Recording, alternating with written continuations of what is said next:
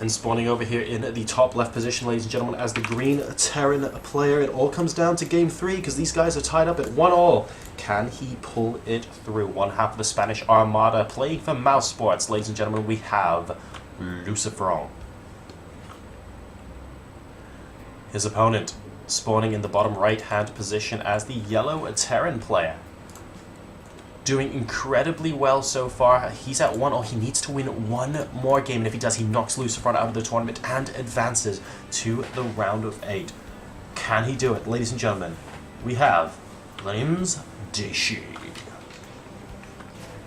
Now these two have shown that they are a very close match for each other throughout. They've both been going for very similar openings with that aggressive drop style play, and then continuing it through into the mid and even late game with those hellback drops. However, the big thing is Dayshi does some damage early on in both game 1 and 2. But then LucifroN is the one who continues up with that pain and manages to really catch back up. But game number 1 and game number 2 had a significant difference. Game number 1, Dayshi was able to get and maintain an upgrade advantage on his army. Whereas in game number 2 he wasn't. And that means, of course, that when you actually get that situation where your armies are busy clashing against each other in the middle of the map, there's no real get-out-of-jail-free card because of those upgrade advantage. You can't trade effectively if your army is simply caught out of position. And, well, that just allowed LucifroN to continue sort of screwing in the vice, if you will. And a very methodical game there from Lucy, and that allows him to take game number 2. So, I like it. Very calm, very composed level of play there. And, well, we're going to see it come down to game 3. I wonder if LucifroN's got into his stride now and is feeling confident here, or if Dayshi has something up his sleeve.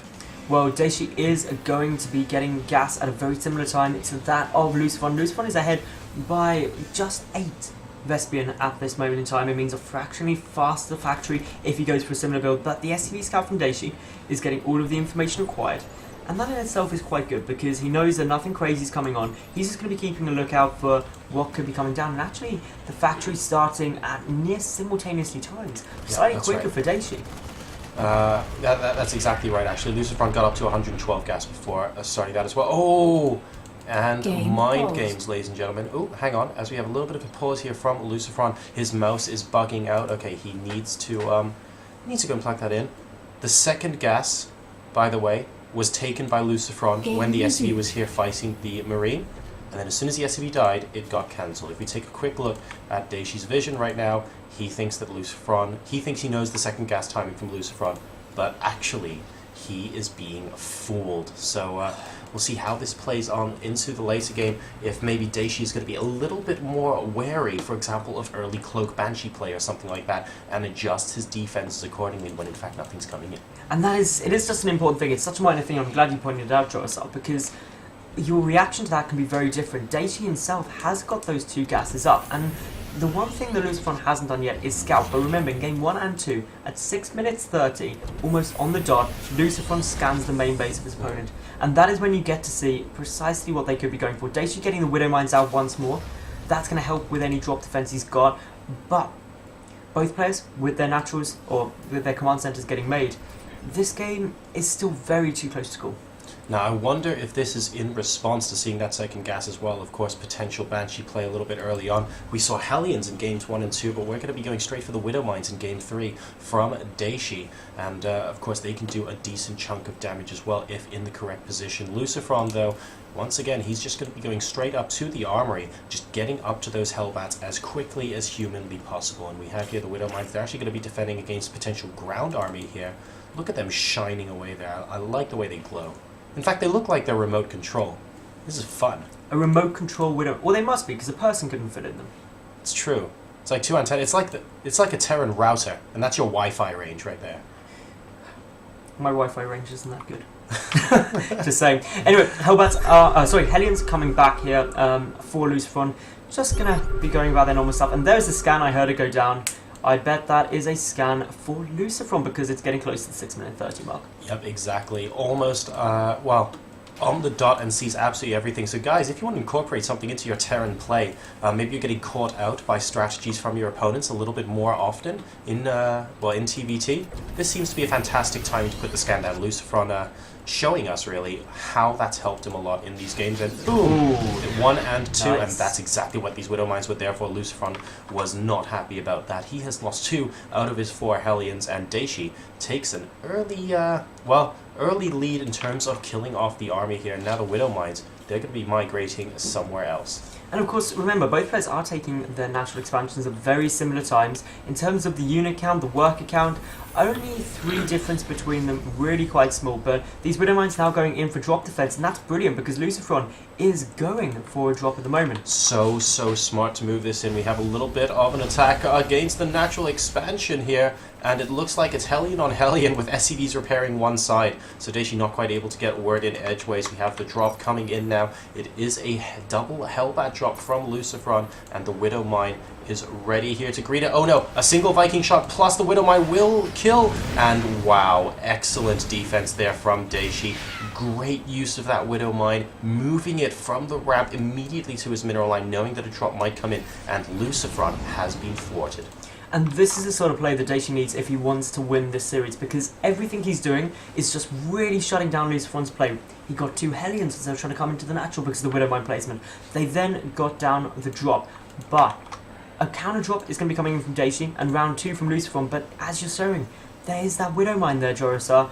Such vigilance against this drop play. Where is the Viking? The Viking's going across the map. So the Widow Mine, by the way, won't one-shot it. Yeah, it won't one-shot this medevac. You need a shot from the Viking plus the Widow Mine to actually kill it off. So that could be quite important here. Oh, and I love this scouting Hellion. Spots the location of that missile turret as well. So, so the Viking's going to fly into it anyway. Dayshi, you need to not do that. And here comes a drop in the natural expansion. 4 Hellbats coming down, immediately picking off the missile turret. Not too many workers there just yet, though. So he's just going to be poking and prodding away. And we have another drop going down here. It looks like the Widow Mine actually didn't go off, so he managed to go around it and go right at the back. Both players at the moment just dropping each other like mad right now. The supplies are 60 to 64 in LucifroN's favor. So much is going on, and Dayshi still isn't dealing with this at the natural. Number of workers killed 6 to 7. It is very neck and neck. It is, but Dayshi's drop has now been pushed out. However, LucifroN was able to keep it going a little bit longer, slightly more mining time missed. LucifroN actually taking a nice little supply advantage, and that's all in army supply. Worker supply is very, very similar. 4 difference between them. Nothing that's going to be absolutely game breaking, but the additional army down for the Mouse Sports player is going to allow him to be a bit more aggressive. Well, the difference in supply really at the moment seems to largely be down to the fact that Dayshi's not killing that, but also that those 2 Hellbats and the medevac initially managed to get away, and it's about keeping the units in your drops alive as well, because look at this, LucifroN now able to use this medevac to heal up even though it's on low health, rather. I was going to say low energy, but it's actually on quite high energy. And Dayshi lost everything that he sent in, that scouting Hellion, the drop in the back, not too many SCVs killed. So that conversely ended up not being so great for Dayshi compared to what we saw early on when he was defending against that first drop from LucifroN.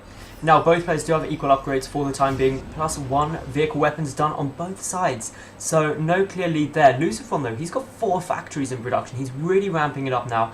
And this is the sort of thing that he's going to need to do if he wants to get a sizable lead, because actually Dayshi only 13 supply behind currently. But look at this, double drop getting ready. Viking placement though, fantastic at the main, and a missile turret.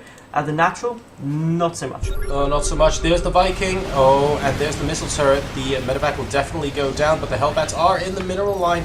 And, oh, LucifroN is killing off to 15 workers killed now, and into the main.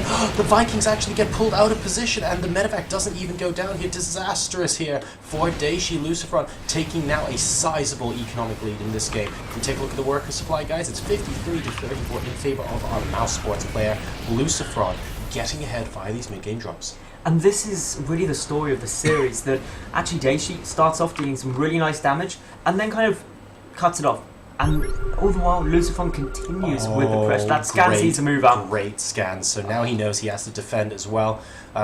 I love that LucifroN's repairing his Vikings, by the way. I think that's great. He's seen that Dayshi has Vikings, and he needs to make sure he has absolute maximum 8 hit points on these so that he can try and get that air superiority. But since one of them dies, 2 of them die almost instantaneously, that's going to be very, very difficult for him to pull off there. Down to 2 Vikings now, and Dayshi is pushing forward with his own. Can he do this with the siege tanks as well? They're going to be sieging up on the bottom of the ramp. At least one of them, he's now inching them forward, and LucifroN needs to pull off a very, very tough hold here.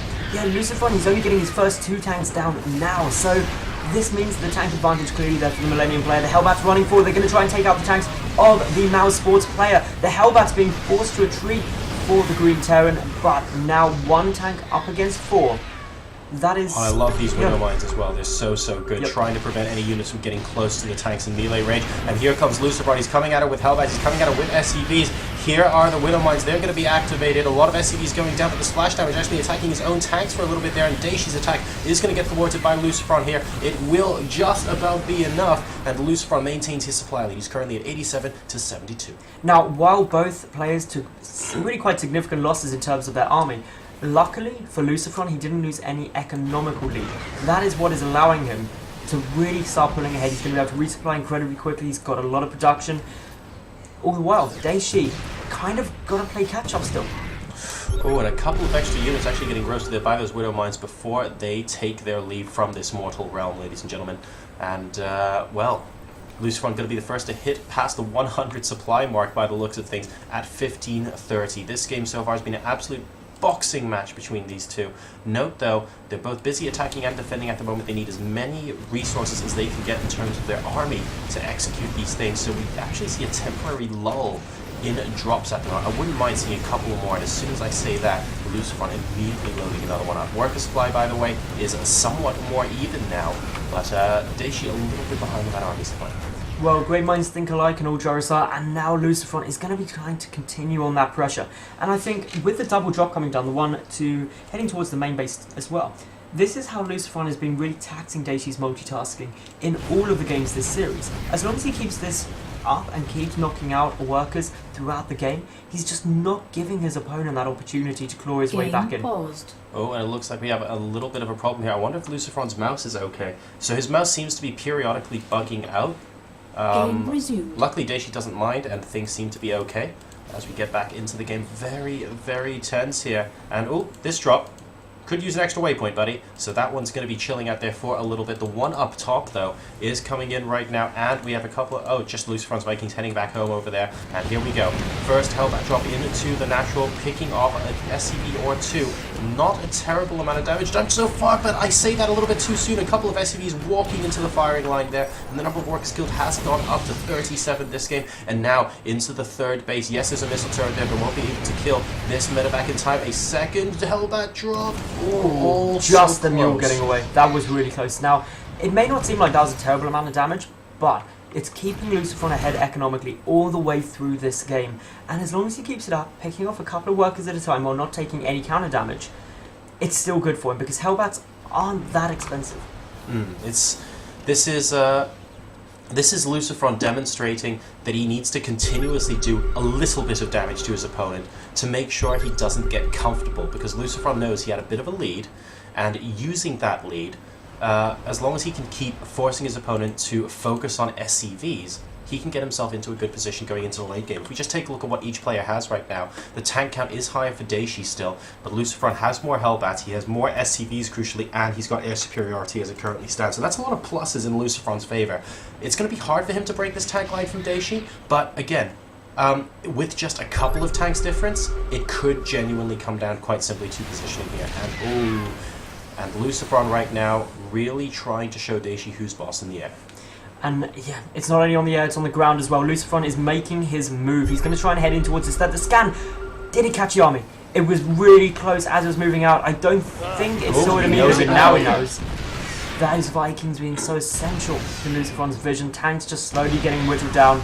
Oh dear, he needed to move these guys back, or a scan perhaps, and it looks like Dayshi's trying to go what might be for a flank towards this position, but oh, great scout, and he sees exactly what's going on there, immediately sieging up LucifroN, just about getting out of range. And, oh, this is tense, but Dayshi has lost more than LucifroN right now. It's currently 169 to 158, and LucifroN, he's going for it. Is this going to be good? Because Dayshi has these tanks sieged up already. Well, he's got the Vikings in the back. This is a brilliant move, and LucifroN, with the sandwich engagement here, basically, ends up picking up a good portion of the army. But look at the number of siege tanks that are left from Dayshi. That's really a saving grace here, and he's able to continue. LucifroN takes the 30 supply lead. However, LucifroN also going in for that drop towards the third base once more. He's securing a fourth base at the same time. A couple more SCVs getting killed, and what he's aiming to achieve, and actually doing an incredible job of, is making sure that Dayshi is never comfortable. Oh dear, tanks. This might be it. This could be it. So many tanks here going down for Dayshi. The tank count is really starting to dwindle for him, and it's 3 tanks to 9. LucifroN now with a sizable tank lead, and he might even consider, I'm not sure he wants to push in there on its own with the tanks without support. No, he's not going to do that. 140 to 115 supply. Having the tank lead is so vital here. One important thing to note though, he did land all of those Vikings to get that victory in that battle, and as a result, Dayshi has resumed basically 4 Vikings to 4, so LucifroN no longer having that air superiority. But LucifroN, Until now, losing that single Viking will cost him this fight, and that's really frustrating for him. However, the big thing, and really is the deciding thing about the game, is just the additional base that LucifroN now has down, and the additional income that gives. And scans going down everywhere for both players, almost non-stop at the moment. It's like a bit of a competition just to see exactly where your army is, and that's because positioning really is that important in this matchup, ladies and gentlemen. LucifroN up to 162 supply versus 132, but in the long run, it's actually up to Dayshi to do something now, because he's stuck on 3 base, and LucifroN is getting his 4th. So we can see LucifroN at the moment, actually Dayshi's supply slightly higher with those mules there, thanks to that income, but eventually LucifroN's 4th is just going to help him get more minerals. Dayshi has to do something drastic, and this double drop might help him do just that. He has got to do a lot of damage here though. That additional base for LucifroN, essential to keeping him in this. LucifroN also getting down +1 vehicle plating. That means that he will finally take a small upgrade advantage once that completes, but this double hellbat drop moving in. But look at the wall of missile turrets. That is going to be hard to get through, but it should be able to drop. It just won't be able to get back out again. And here we go. So 4 hellbats going in at the third base. At the same time, LucifroN, by the way, sieging at the bottom of the cliff. It looks like 1 or 2 siege tanks are actually able to get hits off on the orbital command. A scan reveals the exact location of this army. Meanwhile, the hellbats here are still not destroyed. He's trying to pick apart the turrets so that a subsequent drop might be able to do some damage as well. Number worth is still 50 to 27. Dayshi not quite getting the damage he wanted done there, and now his natural expansion is being very, very frustrated. Managing to kill off the Vikings, though, is an important first step, because LucifroN's going to have to use non-stop scans if he wants to keep attacking this orbital. Now, LucifroN has got a slight upgrade advantage, and he's about to get slightly larger too once his own +3 comes down. This upgrade advantage can be massive for these 2 players, and that's what's going to be so critical moving forward. But LucifroN, he is preventing the 4th. However, Dayshi is just taking the one to the bottom left. That is how he's going to solve this problem, floating an orbital command over, and this is the sort of sneaky shenanigans he needs to have a chance of coming back into this game now. So close right now to that orbital command being scouted, but it hasn't been scouted just yet. That hellbat on a really, really cute move command there. LucifroN is trying to check if his opponent sneakily taking a 4th base. He's going to confirm that it has it, but as soon as that hellbat disappears, this orbital will be able to land here, and maybe he can get some mining done. That's going to be so crucial a bit later on. And LucifroN, smelling a bit of a rat here, he might be wondering if Dayshi is going for a desperation move soon. Actually backs off a little bit to try and discourage this counterattack. And LucifroN sees it coming. A hellbat is destroyed. What is he going to do? He's going to chase. This is going to be... well, he's got the reinforcements coming in, and that's the important thing. There's the siege up very quickly, and this is such a problem for Dayshi. He can't get back to the safety of his 3rd. And the tanks are unsieged. LucifroN is moving in. I think that might be the mistake that cost him the game here. Look at this, cornered from all sides. They're reinforced, but they are just walking into a sieged tank line here. Dayshi losing almost everything. He's down to 113 supply. LucifroN now at 161, and this orbital command, he's been too busy to land it at the moment, and who can blame him? Look at this force outside his base. LucifroN is going in for the pain. He does have the 3-1 upgrades up against 3-0 for Dayshi. This 3rd, such a critical base, is about to get siege, and there is no way that Dayshi is going to be able to hold this, and as such could be in a lot of problems. The SCVs all clumping up. Luckily they are getting away. That is some lucky SCVs. Yeah, at the expense of a tank or 2 by the looks of things, but LucifroN is now forced Dayshi onto 2 bases. These SCVs are long distance mining over here, and long distance mining into a hellbat is not where you want to be.